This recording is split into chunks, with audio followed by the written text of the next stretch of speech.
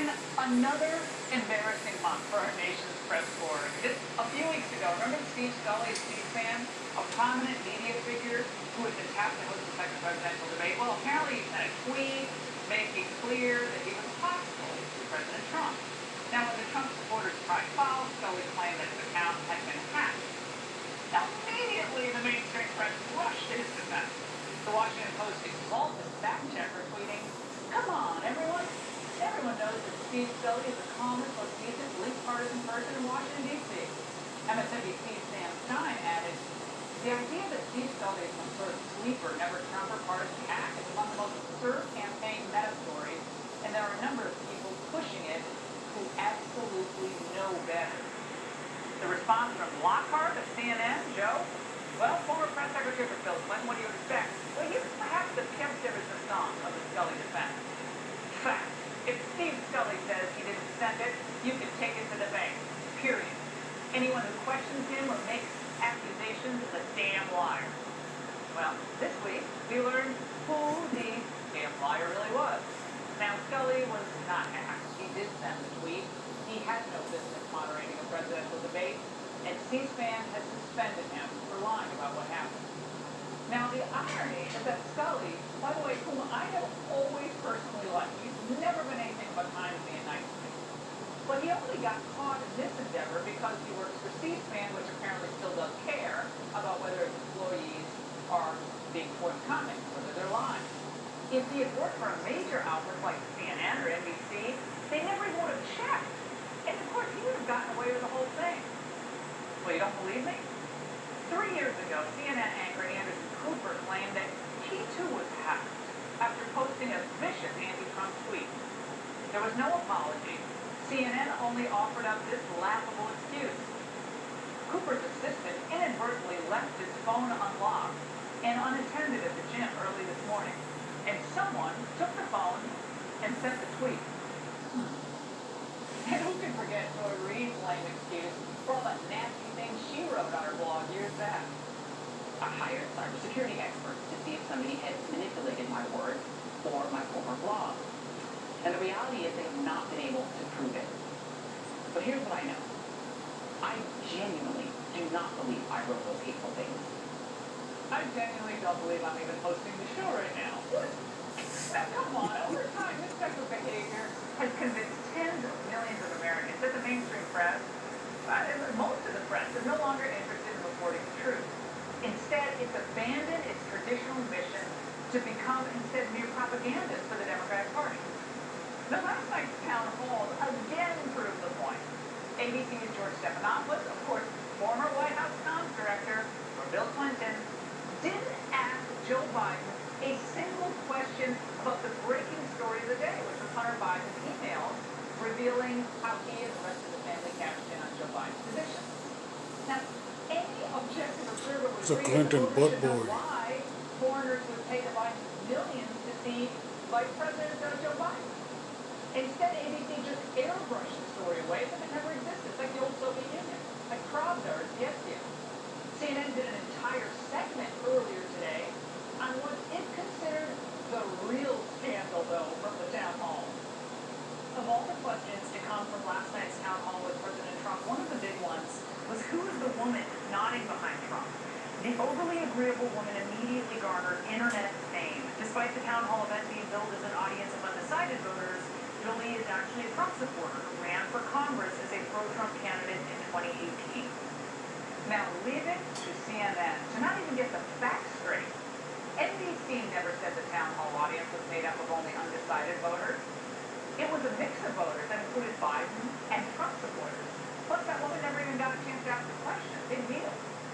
Meanwhile, at least two of the questioners at Biden's town hall were actually Democrat operatives, including, I love this part, a former speechwriter in the Obama administration. But that's not all. You may recall that earlier this year, Vice President Biden faced those allegations of sexual harassment from Tara Reid. Again, our media doesn't care. They're going to ask about it, they don't care. If you want more information on that topic, you will need to watch 60 Minutes in Australia. smiles. It's like a wolf in sheep's clothing. He pushed me and up against the wall. He kind of moved his body towards me, and then he used his knee to separate my legs. He said, "I'm gonna." The media's liberal bias has been a pernicious problem, we know, for decades. Whoa. But for a long time, there was at least a veneer of objectivity in some reporters, but no more. That all vanished after Obama entered the White House, because for 8 years, it was as though the Washington press corps became People magazine. It's one of his brief shining moments with his jacket off and feet up in the back seat. We're off for an undisclosed burger location. This is when the leader of the free world remembers to ask me for money. A big burger with ketchup, please. Inside the restaurant, the president samples what a 65% approval rating feels like. Now operating on something of a fast food high. Martha Stewart would be considered a hostile interviewer compared to Brian Williams. And while the press was fawning over the Obamas and attending swanky concerts at the White House, Americans were seeing their jobs outsourced and their wages stagnate. Now, by the time Obama left office, race relations were worse than when he got in there. But again, the media just looked the other way. That was the Gallup survey, by the way. Obama was on their side, and that's all that matters. You have said that you would come back to fight for the dreamers. Are you fearful for the status of those dreamers? How do you think LGBT rights will rank in terms of your accomplishments in your legacy as the president? It has been an honor. I wonder now how you and the First Lady are talking to your daughters about the meaning of this election and how you interpret it for yourself and for them.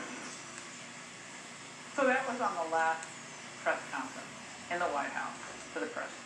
How do you feel, Lisa? And of course, this all applies to Biden and Harris as well. We know how the press is going to never ask them any hard questions, never will hold them accountable.